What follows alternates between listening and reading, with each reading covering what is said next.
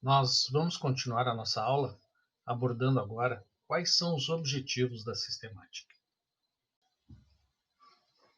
E nós podemos resumir em 3 objetivos principais. Primeiro, a descrição da diversidade biológica.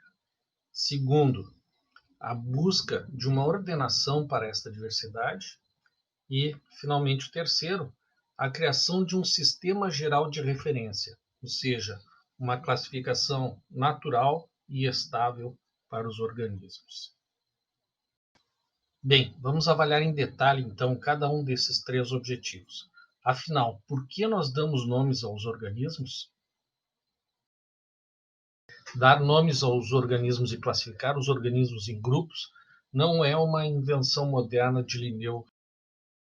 Como veremos adiante, Linneu propôs uma maneira padronizada de dar nomes aos organismos e de classificá-los em uma estrutura hierárquica.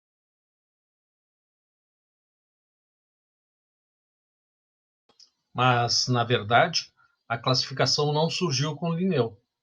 Todas as sociedades humanas, como, por exemplo, índios americanos, esquimós, os Maasai na África e os aborígenes na Austrália, têm seus próprios sistemas hierárquicos de classificação. E existem estudos em uma área das ciências biológicas chamada de etnobiologia, que avaliam e comparam estes sistemas de classificação de sociedades tradicionais com o sistema de classificação que empregamos hoje. Como exemplo, temos estes trabalhos sobre sistemas indígenas de classificação de aves, que aborda aspectos comparativos ecológicos e evolutivos. Neste outro exemplo, são comparados os métodos de identificação, os nomes das espécies e de grupos de espécies empregados por pescadores tradicionais no estuário do rio Mamanguape, na Paraíba, com a taxonomia desses organismos. Neste caso, foi observado que os critérios utilizados na diferenciação de espécies foram em boa parte concordantes entre os sistemas de classificação científica e local, correspondendo a 71%. Neste diagrama, que compara a classificação dos pescadores com a classificação taxonômica, podemos ver que todas as espécies conhecidas por Bagre correspondem a uma mesma família, chamada Ariide. As 7 espécies reconhecidas na literatura científica recebem 9 nomes locais. Esta diferença nas classificações se refere ao fato de 2 espécies distintas receberem o mesmo nome local e de uma espécie possuir 3 nomes locais. Mas, voltando à nossa pergunta inicial, por que damos nomes aos organismos? Talvez a maneira mais simples de explicar seja aquela dada pelo paleontólogo George Simpson, em 1961, no seu livro sobre princípios de taxonomia animal.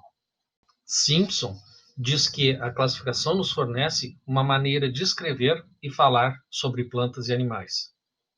Em outras palavras, isso significa que a classificação nos permite transmitir informações sobre organismos, entre pessoas e entre gerações.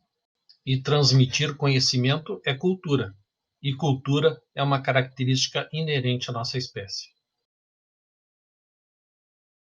Eu vou mostrar para vocês 2 exemplos de transmissão de conhecimento tradicional associado à biodiversidade. O primeiro é um projeto criado por pajés que vivem em 36 aldeias de terras indígenas na floresta amazônica do Acre.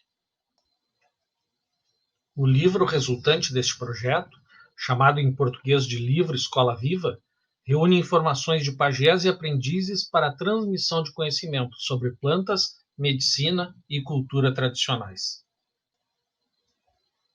Neste outro exemplo, de uma série chamada Saberes da Floresta Yanomami, são reunidas informações sobre remédios tradicionais desta etnia. Neste Manual dos Remédios Tradicionais Yanomami, são apresentados a classificação, as indicações medicinais, o método de coleta e uso de plantas medicinais na língua Yanomami, bem como o nome científico destas plantas e as demais informações traduzidas para o português. Bem, passamos então para o segundo objetivo da sistemática, que é a busca de uma ordenação para esta diversidade biológica. E para entendermos melhor o que é ordenar diversidade biológica, vamos começar por um exemplo.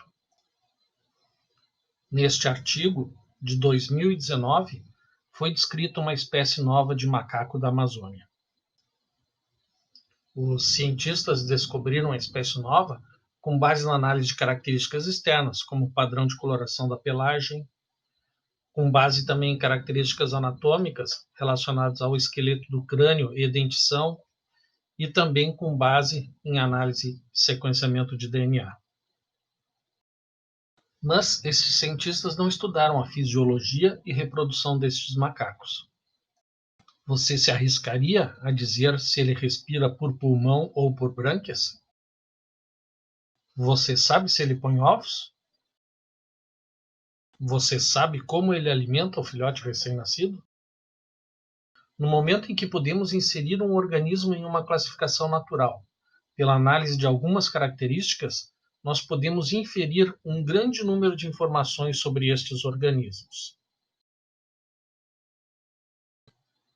Ou seja, quando a análise nos permite dizer que a espécie nova pertence ao gênero Plecturocebus, à família Pitheciidae e à ordem Primatas, nós podemos inferir que eles possuem as características compartilhadas por estes grupos de organismos. E assim nós podemos prever, com uma certa segurança, que esses macacos respiram por pulmões, que eles não põem ovos e amamentam os filhotes recém-nascidos. Bem, o terceiro objetivo da sistemática, então, é a criação de um sistema geral de referência, ou seja, uma classificação natural e estável para os organismos. Nós podemos levantar alguns questionamentos para a discussão. O que é um sistema geral de referência? Vamos pegar como exemplo a mosca comum, batizada com o nome científico de musca doméstica pelo Linneu. Esta espécie se originou provavelmente no Oriente Médio, mas atualmente ocorre em todas as regiões habitadas do planeta.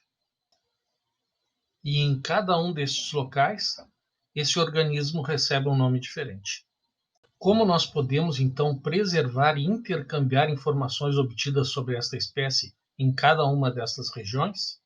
A resposta está na adoção de um sistema único e geral de referência, independente de língua ou país.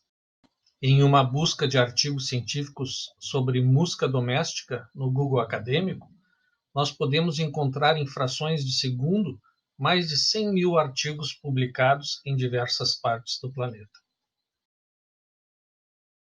Outra questão que podemos levantar é: nosso sistema atual de classificação é estável? Sempre que eu faço essa pergunta em aula, os alunos respondem: não, não é estável. Mas esta percepção errônea se deve ao fato de que a classificação de determinados grupos pode mudar ao longo do tempo. Estas modificações, no entanto, ocorrem na medida que evolui o nosso conhecimento sobre diversidade biológica. Estas modificações, quando são feitas, seguem um sistema de regras determinadas pelo Código Internacional de Nomenclatura Zoológica. Isto permite o rastreio e a recuperação das modificações feitas ao longo do tempo. Em conclusão, sim, a classificação é estável. Uma classificação pode ser natural? O que é natural? A luz do sol é natural ou artificial?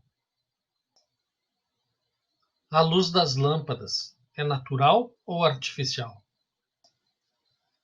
Natural envolve tudo que existe na natureza e que não teve intervenção antrópica.